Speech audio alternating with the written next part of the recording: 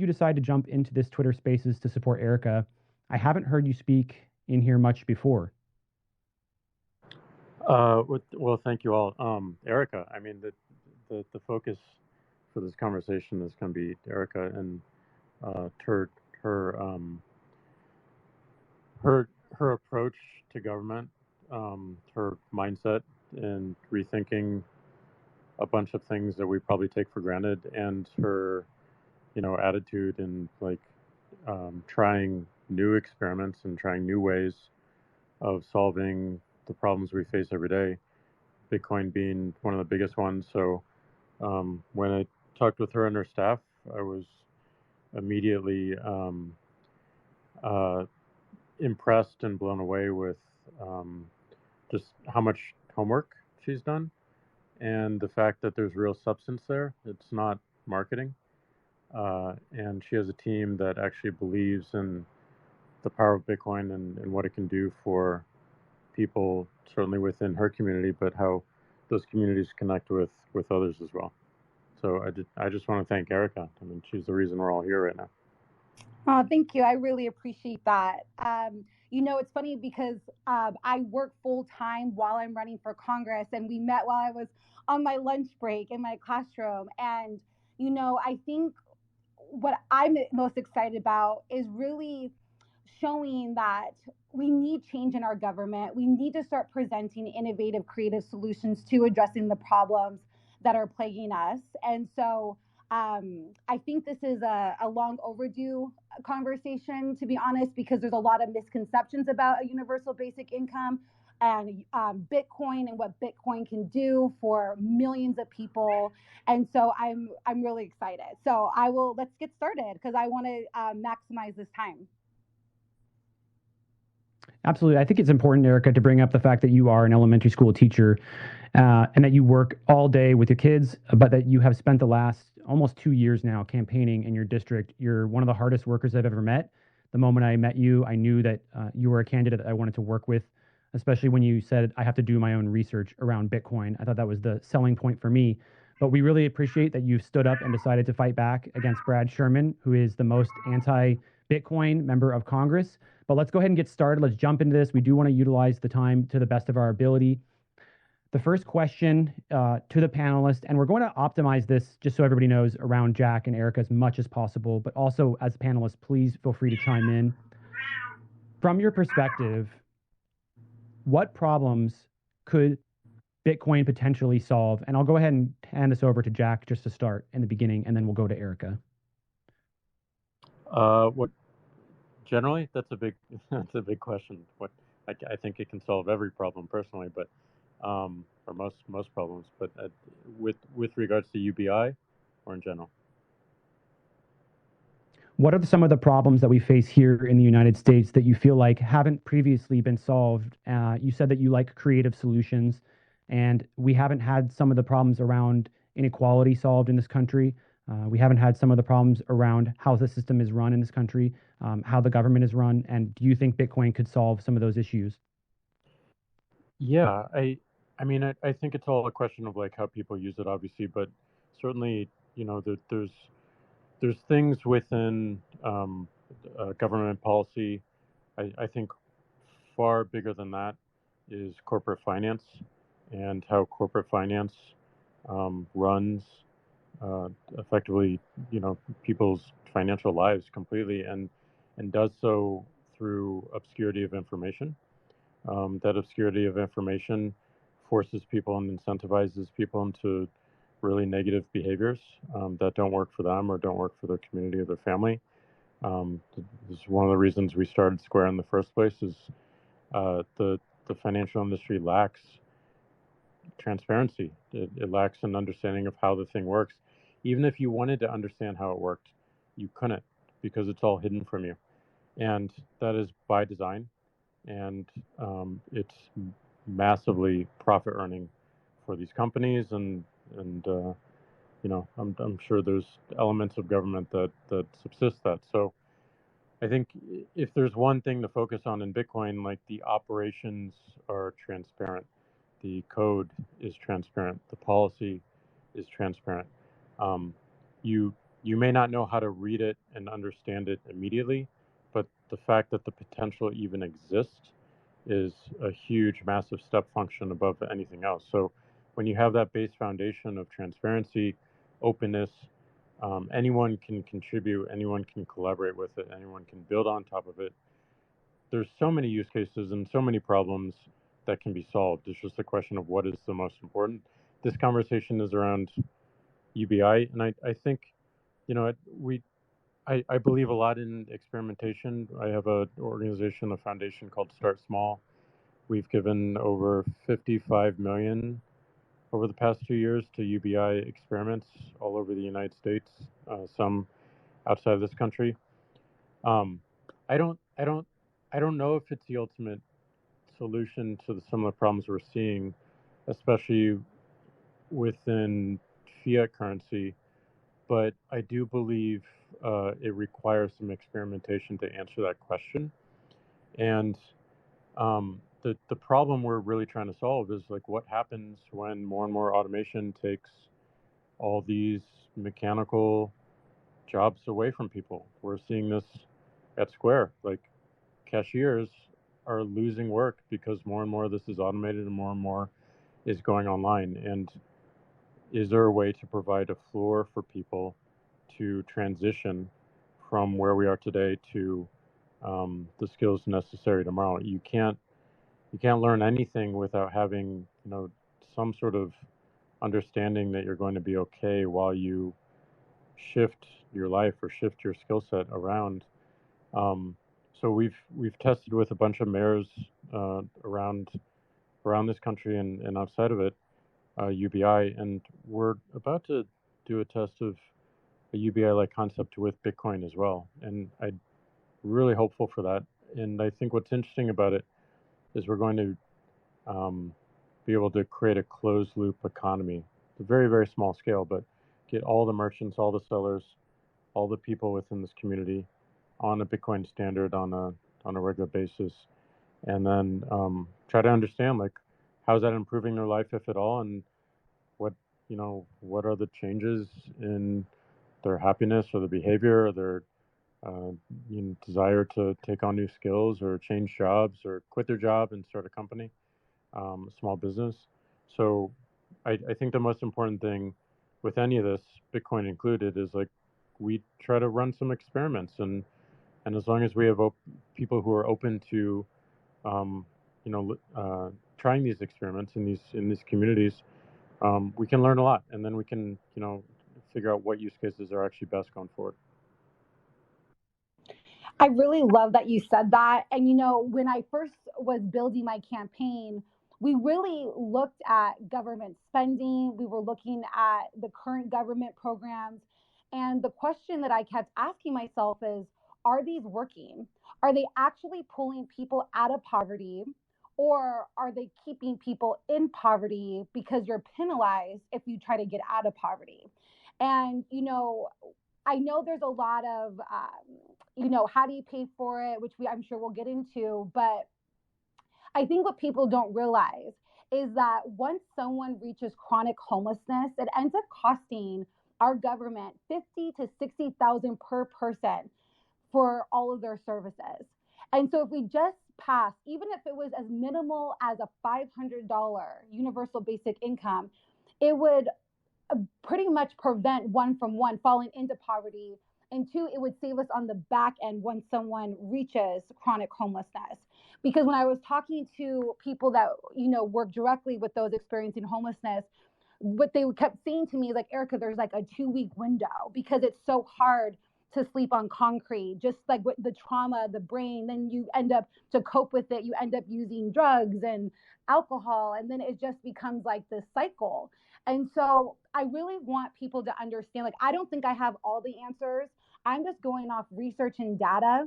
And every single universal basic income trial has shown that it absolutely pulls people out of poverty. You don't have to be afraid to go for that job because you're going to lose all your benefits. So like with certain welfare programs, if you're like $5 over the means tested, well, then you lose all your benefits. So what's the incentive to get that job?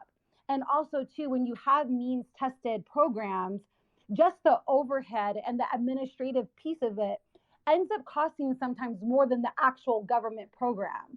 And so I think that it's time that we create a floor that people stand on and empower people to take risks.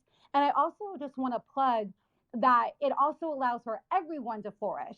A lot of times you see government programs that go just for families, or if you have children. Well, what if you're like single like me? Like, right? Like, I'm a single one income household that lives in California, and today the gas prices were hitting $5 per gallon, right? So, and I work a full time job. I work really hard as a teacher. So I think that's another thing too, is that if I personally were able to, and that's why I supported Andrew Yang, was like, I was like thinking like, wow, I love this UBA, because if I had it, I would adopt that, because I want to be a mom, right? And so I think we have to really change the way that we look at it. And then when it comes to Bitcoin, for me, I can't stand the banking fees. I think the fact that the big banks make billions off the back of the poor is an injustice, and it's criminal. And I think that when you have something like Lightning, where you can transact at very, very low fees, is a net benefit for everyone. And it doesn't matter where you are economically. And I really want to encourage our lawmakers to really, really do their due diligence, and not try to ban it or overly regulate it, because it really is, to me, going to be one of the biggest inventions next to the internet. That's my personal opinion, but I would love to hear someone else chime in. CK, you want to snag the next person? Well, so I mean, I kind of wanted to pass this back to Aarika and Jack.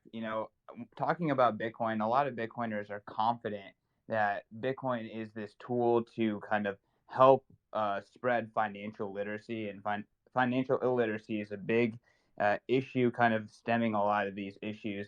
Kind of speaking to like the underlying issues before we kind of talk about UBI. Do you believe as though sound money or Bitcoin could help with financial literacy? Kind of back to you, Jack. Yeah, and would love to hear from. We got some amazing Bitcoiners on this, so like Preston and Matt and Lamar. I see you, so like let's hear from them too. But I think for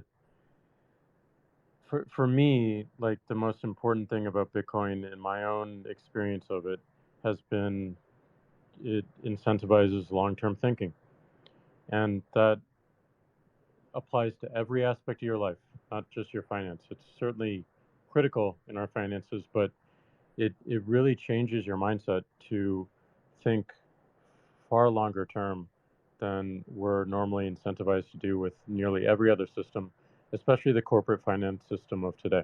It is very short term. It's very predatory. As I said before, it's hidden in complete darkness from most people. So when you're able to see how all these things work, and when you're able to have a money that that just by its very nature encourages you to think a little bit longer term, it changes you in very small ways every single day, and all those changes compound in meaningful ways. So what excites me about testing UBI through the through a Bitcoin standard is that we get something else that I think is far more important, which is it makes people think in a different way. It just changes that mindset towards that long-term thinking, which I think is so critical to be more and more independent as an individual in the society, and certainly within this country. In the current system, it's crazy because the current system basically encourages everyone to spend, right? Because they keep devaluing or debasing our currency. And so, why do you want to hold on to something that's going to continue to lose purchasing power? And I think Bitcoin allows, for the first time, a place for you to actually keep your money that is outside of the realm of other people manipulating the financial policy, manipulating the fiscal policy to to their to their benefit. And I think especially for people like black folk, shout out to everybody. This is Black Future Month. We in this country have had a lot of our assets that we try to save our value in taken from us, are actually gate kept away from us, right, by gatekeepers. And Bitcoin allows access and an ability to save into an asset that cannot be confiscated, that cannot be taken from you, which, of course, from a financial literacy standpoint, encourage saving because now you actually have something you can save into. And I think that is a extremely, extremely powerful thing because if you can't, if you don't have some way to save, how do you even have generational wealth? If you have no asset to push it forward into generations, there's no way you can have generational wealth. So I think it actually encourages a completely different mindset outside of losing your purchasing power because you are actually able to save your time and your purchasing power. Let's go to Preston. Yeah, the conversation being about UBI here. For context, a lot of people are familiar with the 2008 crisis and what came out of that. We had TARP, $475 billion package. And for people that they hear QE, they hear quantitative easing. And I think for people that aren't intimately familiar with finance, it's like, well, what in the world is that? And what quantitative easing is you got central banks, they print a bunch of money, they step into the bond market, and they buy bonds to provide that liquidity. And the idea is all that liquidity that's entering into the market by purchasing bonds off the market, that liquidity would sprinkle down and fall down throughout the masses across the country. So this has been the primary tool that's been used since the 2008-2009 crisis. They tried to stop using it for a little bit, but for all intensive purposes, since that crisis in 2008, this tool has been the only way that this liquidity has entered the economy. So you have to ask yourself, and here's a stat for you. So 2008, the stimulus, which everybody was outraged by, that the markets were being manipulated to the tune of $475 billion in 2008. Right now, since January and into March, we're expected to do $429 billion, almost double. Just since January this year into March, we're going to almost do double that amount of how much QE is being manipulated and dropped into the market. And I don't think anybody in this country understands how much manipulation is taking place and how it's going straight into the bond market, which is pushing the yields down, right? Which drives asset prices up. And so if you own stocks and you own bonds and you own these financial instruments, it benefits you tremendously. But for most people in this country, they don't own a lot of equity, they don't own these assets, and they don't benefit from these massively manipulated policies that have been happening in this quote unquote free and open market for more than a decade now. So you have to ask yourself, what is UBI? Well, UBI, I would say that it's like the twin sister of quantitative easing. And I say that because it's also a manipulative tool that's going to debase the currency, but instead of it going straight into the top via the purchase of asset prices and the bidding of anybody who owns those assets, it's now being directly deposited to everybody homogeneously across the population. And here, this is important, it also comes with consequences and ramifications, but they're different. And so what I would say is the consequences of UBI is you're going to have price signals probably start to break down. And you also have that with QE, right? So there's a price to be paid. There's debasement. It's being inserted into everybody's hands instead of just maybe a select few. And without going on too long here, that's just the framework that I think is really important for people to understand, that any type of market manipulation is not good for a free and open capitalistic system. But if that system appears to be failing, these are the actions that have happened throughout history. You can pull out books like This Time is Different. It categorizes these types of situations that happen throughout time at infinitum. So I'm going to stop talking. Sorry to go on so long, but I just want to lay the groundwork for these tools that are being used and how some of the consequences that might pop out of their use. Mr. Odell. How's it going, guys? First off, I just want to thank everyone for joining us. This is a very important conversation. And regardless of what happens with Aarika's race and campaign, I just want her to know that I really do appreciate her as an elementary school teacher. It's often a thankless job, but it is appreciated as a very important job. So thank you for that. I just wanted to add on quickly that, censorship resistance is an extremely important part of the Bitcoin conversation.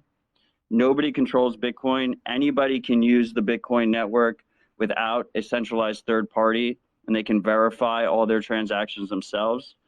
And the importance of this aspect of Bitcoin was really shown today, where we had protesters in Canada protesting against government overreach for the last few weeks. They raised money on GoFundMe. That was a centralized company. They got pressured by a government to close that account for those donations. Meanwhile, we have donations that are being accepted by the protesters using Bitcoin without a trusted third party standing in the way. The power of that, the power of the ability for anybody to interact with the global financial system without centralized gatekeepers cannot be overstated. Thank you. Odell, it's interesting you bring that point up, as I think it's super powerful to talk about the ability to receive donations for a political movement that cannot be censored. Obviously, we saw it today with the truckers, but we see it all over the world. And there's potential for stuff like that to happen here in the United States. And I think that's why it's so important for us to have another rail for candidates like Aarika, various other candidates around the country, a method to accept contributions. And they are beginning to do that via the Bitcoin network. Censorless political contributions, I think, are going to be a massive part of the global political space. And I think that even in our home, there's potential for the federal government and the systems that we built up and the centralization of power to use those against us.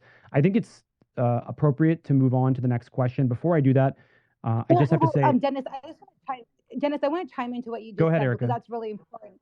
So you have candidates like myself, Reverend Wendy. We're both running on Bitcoin. It's a part of our platforms, and we both accept Bitcoin through the Lightning Network. And I just have to say, it has allowed us to be competitive with the 25-year incumbent, because we have been able to find another way to receive campaign contributions, and like through the Act Blue, which is amazing for accounting purposes, but it does take 4% of a contribution but when you use like Lightning, it's 1%. So you're keeping a majority of your contribution, which is incredibly important for a grassroots candidate like myself that works full time as a teacher. So I do encourage candidates to really consider this as a part of campaign finance, because it allows for everyday people like myself to actually run for office and to be fiscally viable. And so I just want to give a quick plug to the Lightning Network and how it has completely transformed our entire campaign. Yeah, that's a huge point. And I think that number, that 1%, will even go down. This is just the beginning. We're seeing OpenNode allow candidates to plug in a way for them to accept Lightning donations. For those that I don't know, Aarika was one of the very first candidates to accept Lightning as a way to receive contributions. We worked in partnership with OpenNode, and now OpenNode, because of the work with Aarika's campaign, is partnering with various organizations around the country to be able to make it easier for them to receive Bitcoin and Lightning donations. In fact, there's a link up top if you are interested in contributing to Aarika's race. It's a very important race. Unfortunately, we live in a political system where money is crucial for candidates to be able to win. And there is a link up top for you to contribute to Aarika's campaign. We know how difficult it can be to give up your Bitcoin, so she also accepts your fiat as well. Let's go ahead and move on to the next question, though. CK, I think that one's up for you. Yeah, so I mean, we've been talking about universal basic income, but I do think it's a nuanced topic given the existing government subsidies that exist and the fact that Bitcoin exists. I think a lot of Bitcoiners are fairly skeptical of the idea. Jack, do you think that universal basic income is something that the U.S. government and other governments should consider and experiment with as a social safety net? I'm skeptical of it as well. I mean, I'm skeptical of any government capital allocation. I mean, certainly the amount of capital that we put into the Department of Defense is crazy, and in comparison to actually trying to experiment to help people's lives and get them through a pretty, hefty transition from, a lot of the mechanical work we find today to more automated future, which is happening in nearly every industry, including engineering, including software engineering. So I think there are much better uses of money if we're smarter about it. But the problem is we don't have a lot of transparency. If the government were to run experiments, I doubt we'd get satisfactory transparency around what works and what doesn't work. So that's one of the reasons I wanted to at least attempt to fund these myself and work with others who are trying the same, so we can get as much data as possible. We know we're not going to, this has only been going on for about a year. It's probably going to take more time to really understand, what works and what doesn't. But yeah, I definitely believe that the problem is large enough that as many experiments as possible should be conducted. I don't know if the government is going to be the most efficient um, path to do that. So maybe, creative, small experiments, especially in newer ways, such as utilizing Bitcoin and creating, some closed loop economies, might be a lot more indicative of what we should consider and what governments might want to actually put resources behind. So, of course, there's exceptions, but I would say that like the more we can do um, in more from a private standpoint to inform more public policy, the better. Aarika, do you want to take the mic on this question? Should governments use UBI as a form of social safety net? I do think so. But I don't think it's the only solution to these problems. I think we have four major systems that really need massive reform, foster care reform being one of them. I think the top four actually would be foster care reform, healthcare, education, and prison system. And I think that like I said earlier, I think that it is a way to prevent problems, and I think that it allows for people to have a floor to stand on. And again, going back to just like the waste, like our government wastes a lot of money. Like the airlines were given what $54 billion in money during the pandemic, and that money was supposed to go down to the employees. And what ended up happening was it didn't. And so now Congress is going to be meeting with these airline executives, and we could have just given the money directly to these people. And like I said earlier too, is like almost every UBI trial has shown that it actually leverages one and pulls them out of poverty, allows them to take risks. And so I do think that we should really sift through the government programs that are not working and replace it with something else, because otherwise we're not going to be moving forward. And so I do think that it's time for real meaningful change. And I think that this is a solution, not the entire one. A quick comment here, and then I'll pass it over to Preston. As someone who's kind of been agnostic around UBI, I think that's the really quick way to sell it to pretty much anybody, is that this is not another way to print money, that we will actually be potentially reforming the current bureaucracy of the government and using the money that's created or that's freed up by eliminating the massive bureaucracy to pay for something like this. And so as someone that's always been on the fence when it comes to programs like this, that is a very appealing way to pitch it to people out there. And I think that's an important part of your policy. Preston, you want to go next? Yeah, I just wanted to make a comment here on this particular question you guys are asking, because the fundamental question that you have to ask yourself is the existing system salvageable? When I say the existing system, I'm talking about the fiat currency system. And it's not just the fiat currency system here in the US, it's a fiat currency system across the entire globe. And it all tracks back to the Bretton Woods Agreement and coming off the gold standard collectively as a globe. And so when you start with that very fundamental question, is the existing financial system with fiat currency salvageable? You can then move on to, is QE and UBI an acceptable form of monetary policy? And because once you start going down that path, especially when you're deep down that path, and that's where I would describe where we're at now. We've been using QE for a decade. We're now starting to really kind of play around with the idea of UBI. Once you start to get to that point inside of a currency that is not backed by anything, a fiat currency, it's pretty much going down the tracks as it's going to fail. It's just a matter of when it's going to fail.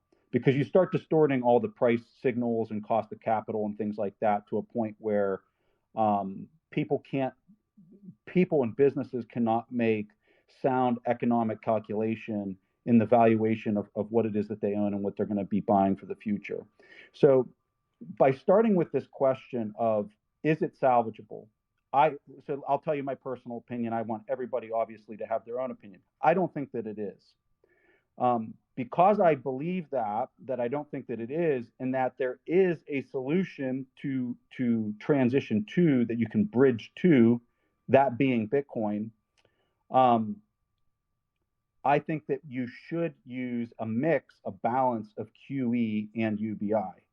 If you think that the existing system is salvageable, your opinion probably should be that you do not use QE and that you don't use UBI, and that you should let the creative destruction of a capitalistic free and open market take place. I think we're beyond that, and I think a lot of it has to do with too big to fail and all these enterprises that we're just so far down the path that I just don't really necessarily know that you can come back from that.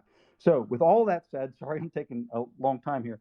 With all that said, I think the system isn't salvageable, the existing system. I think we need to pivot to a sound money system. And I think the best way to do that with the least amount of social unrest is through a balance of UBI and QE moving forward. There's a pilot that's happening right now in California for foster youth. It's something that I care very deeply about. And what's happening is when kids are aging out of the system, they're given a trash bag with their belongings, a sidewalk, and a good luck, you can do it. And so what the pilot is that when they age out, that they are given $1,000 a month, and so they can have be able to have their basic needs met.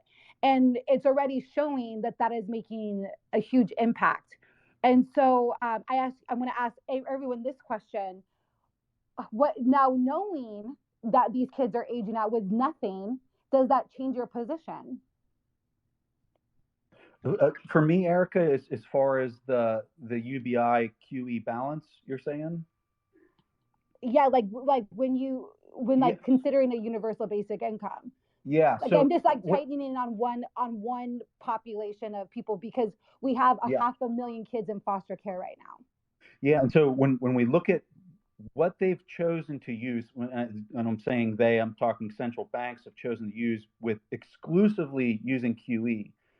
What you've done is you've totally polarized how that liquidity is being inserted into the system, and that's why I think you're seeing these obliteration of the middle class. And I mean, unless you've got a high net worth and you own a lot of assets, you have not benefited from these policies for more than a decade now, right?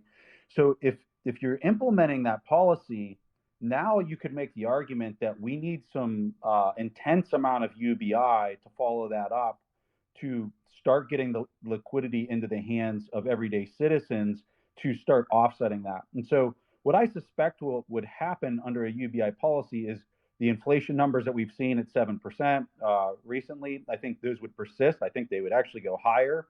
What you would see is the cost of capital in the fixed income market go up significantly. You'd see asset prices drop because everything's based on a discount cash flow. And you would see that start to normalize on the higher end, high net worth individuals. You would start to see those asset prices that are just a multiple off of interest rates.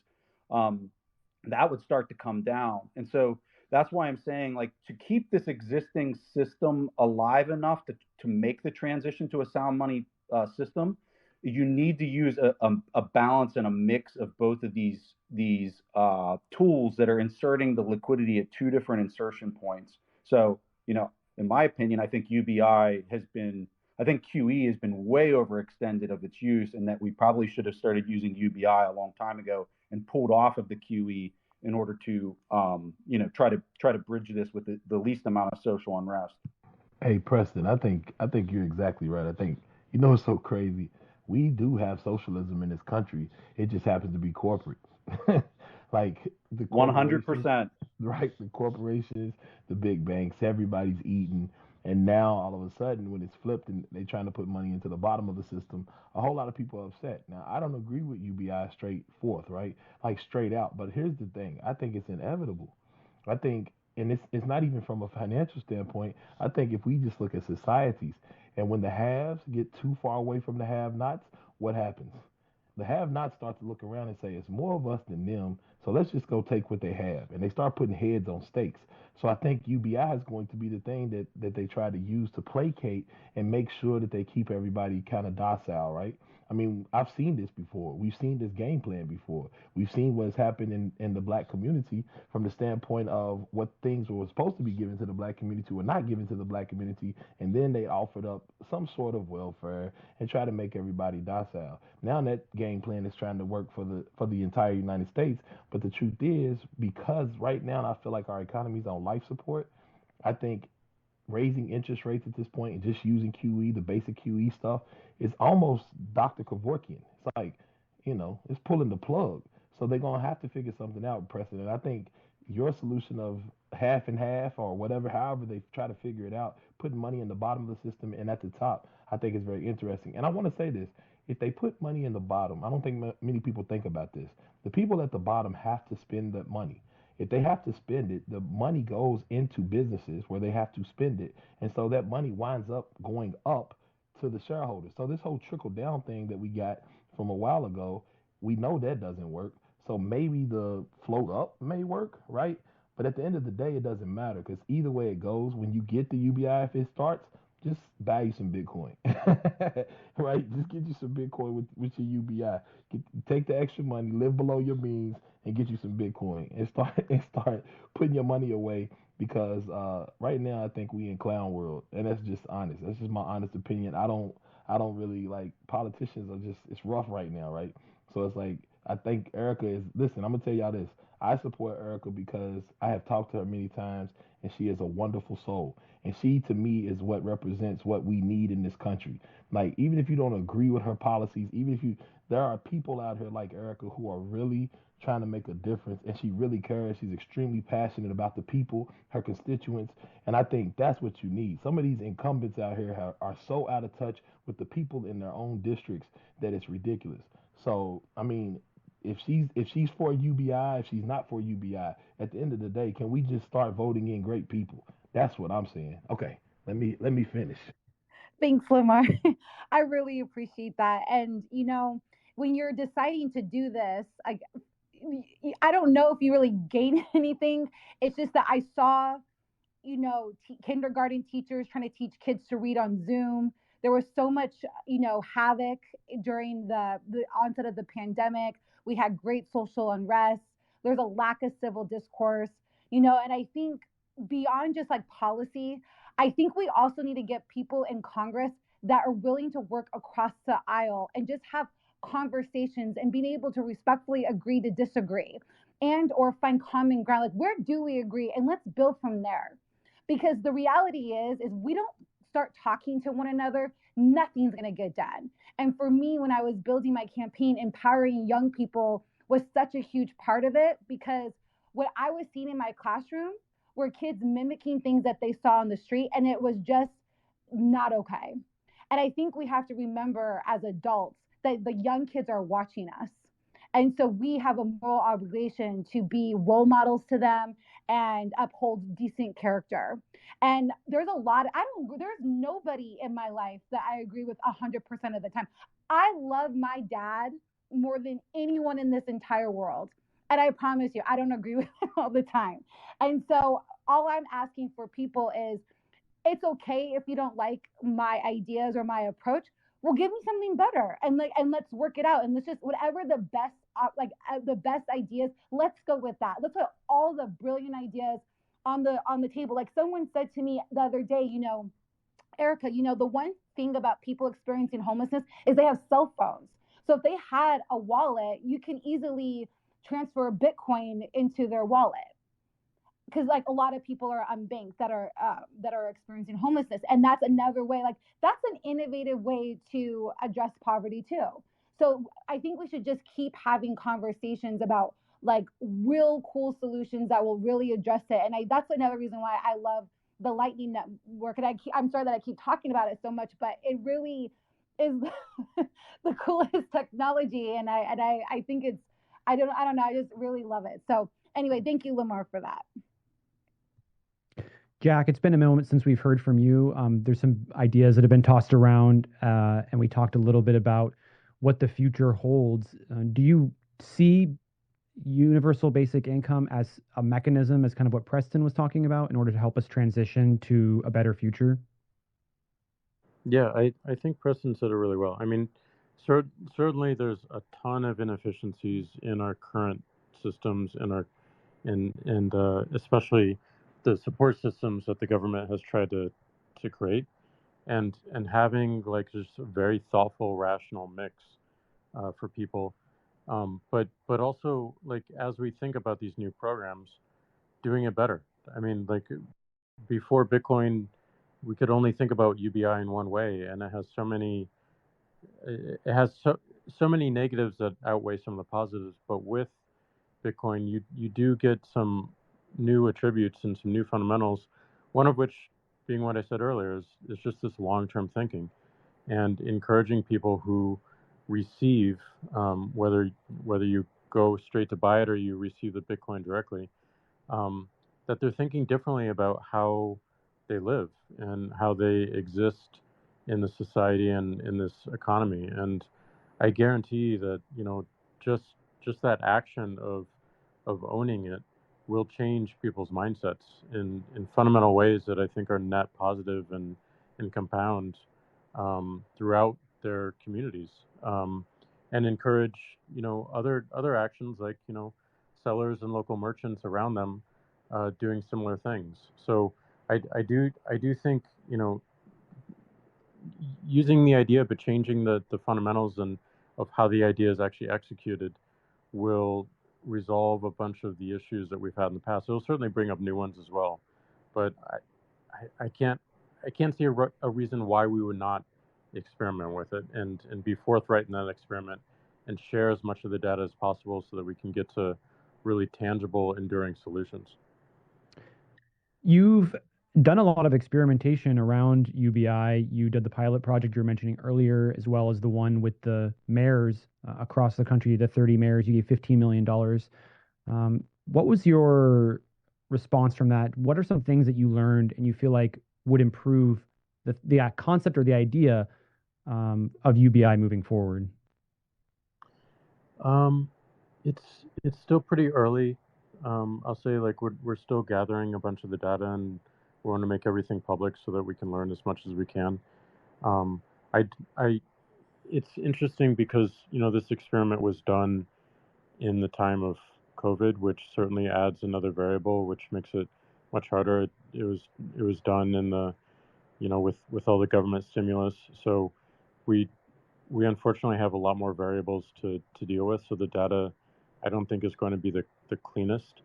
Um, I do believe that if you intend to help people, that giving them money directly is far better than the money that government spends, whether they be local governments or federal governments, on these current existing support structures.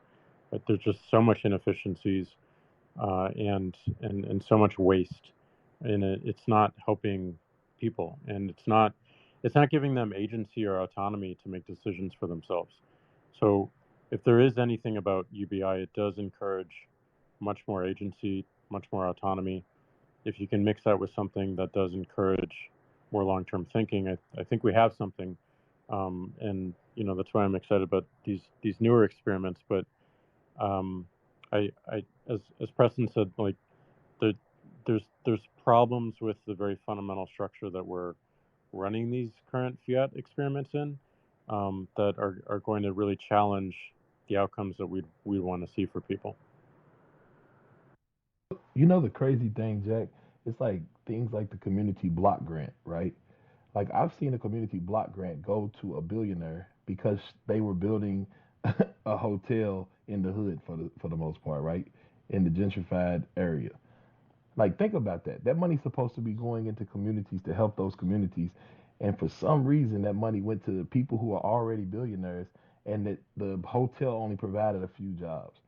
Like that was a lot of money that could have helped a lot of people, and that's why Exactly. when you just yeah when you just said that about hey let's think about giving the money directly to the people. A lot of times these uh the path, like they say sometimes, the path to hell is filled with good intentions, right? And it's like the money winds up going into the hands of people at the top and it never gets to the people it's supposed to help. So maybe if they can get it direct deposited, maybe those people can actually get it and do something else with it. And like you said, be able to save it if they need to or invest it if they want to. Like, hey, y'all might be flipping me, Erica. I ain't gonna lie to you. You might be flipping me. Good. Are you I gonna wanted. you gonna buy Bitcoin with your UBI, Lamar? I told you already. It's automatic. Matter of fact, I'm gonna set it up. I'm gonna get my UBI in my Cash App, set that thing up. Make sure I give 10% through the Lightning Network to somebody in another country. Pay my tithe through the Cash App. Then take the rest of it off and throw it in cold storage. I already got my plan. If y'all get UBI going, I already know where all my UBI is going all day. I want to be respectful of Jack's time. I know we agreed to like 45 minutes, and I want to thank everyone for participating in this and being so supportive of my congressional race against Congressman Brad Sherman. It really means a lot to me, and also too, I'm really grateful that we're able to have this conversation, just because I think it's important to talk through things and find common ground, like I said previously. So thank you all so much for joining this conversation, and Dennis and CK for hosting. You guys, or moderating. You guys are awesome. Jack, is there anything else that you want to add before we close this room? I just want to co-sign what Lamar and Matt Odell said about you, Erica. I mean, you are a breath of fresh air, and I know there's questions, of course, but you've always, in everything I've seen from you in conversations, you've shown that you want to figure it out, and that you're a listener, and that you're a learner, and that you're going to rethink a bunch of what we have taken for granted and change the possibilities for so many people. So I appreciate you, and exactly as Lamar and Matt said, like we need more people like you in government helping with the policies that affect so many and affect all of us. So thank you for having the courage to do what you're doing right now, and anything we can do to support, we're down for. Thank you so much. That means so much to me. And I just want to also just quickly thank my entire team. There's a lot of amazing people that work on my campaign, and we would not be here without them. So I just want to give them a quick shout out. So thank you to my amazing team. Y'all are awesome. And let's change the world, y'all. Let's make this country better together. Yeah. Yeah, and I think the big thing here we can definitely all agree on, aside from the fact that Bitcoin is going to change the world for the better, one thing that we can agree on with Aarika Rhodes is getting a 25-year incumbent out of Congress who has openly said he would want to ban Bitcoin in the United States. And that is who Aarika Rhodes is running up against. And if you want to see Brad Sherman removed, the guy is very well funded. He's basically a crook inside of politics. He self-funds himself and then takes loans and then keeps the money for himself, which is essentially stealing from the contributors to his campaign. He helps self-fund and do loans for other people as well. He's like a loan shark in Congress. We really need to make a stand. We need to make a point that we're going to support candidates that promote Bitcoin, and we're going to stand against candidates and elected officials who want to attack Bitcoin. And so the best thing that you can do right now, there's a couple of things going on, but the biggest one in this room right now is making sure that we get money to Aarika Rhodes so that she has a chance to fight against Brad. She's already raised a very large sum of money, but unfortunately, the corrupt money system that we live in today in politics requires even bigger sums of money than ever before. So please, if you get the opportunity, there's a link up top. The max donation per cycle is $2,900. You can donate $2,900 now and also $2,900 towards her general election as well. We will all be so thankful for you to contribute to her race. It will make a big difference in the way that politicians view Bitcoin in this country, because when we send a message and we remove Brad Sherman from office, a lot of candidates and a lot of politicians are going to be looking at Bitcoin very, very differently. Dennis, Also, really quick. Dennis, really quick. Oh, yeah, Lamar, sorry. go ahead. No, really quick. Because I got a lot of DMs. I know there are a lot of Twitter employees listening to this. Please verify me, because everybody in my DMs said they started getting the impersonators, all the B1 Mars, and hey, all y'all Twitter employees listening, go on, give me that check mark, man, so I would have to answer all these DMs. Thank y'all. Thank you. I just wanted to use that opportunity to tell y'all that. All right, go ahead, Aarika. I'm sorry. I was just going to say, if you live in the 32nd district in California, so that's the West San Fernando Valley, we just also inherited the Palisades, Malibu, and Topanga. Please vote for us, for me, on June 7th. That is our primary date. It's very, very important that we win our primary. So if you live in the 32nd district in California, please, please, please make sure you are registered and vote in the primary. It is absolutely vital. Thank you so much. And we're about to close this. Thanks again for everyone, and have a wonderful evening. Yeah, real quick before we do go, because there was so many people that wanted to be a part of this conversation, and unfortunately, because of the great panelists that we had up here and respect for Jack's time, we were not able to invite guests up to speak. I will be spawning a post-room discussion. If you want to be a part of that post-room discussion, either follow me or CK or Bitcoin Magazine. We're going to go over to the next room here in a moment and start having a room where anybody can jump up on stage and talk about all the different things that we can be doing in the United States to fight back.